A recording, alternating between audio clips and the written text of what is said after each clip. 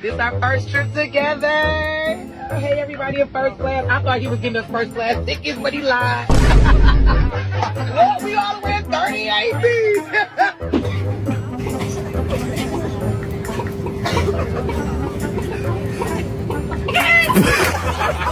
Ladies and gentlemen, this flight is expected to be run on 1:35 minutes. Kindly make sure that your hand baggage is stowed safely and not be off the aisle when you emergency exit. Please switch off your laptop and place it in your hand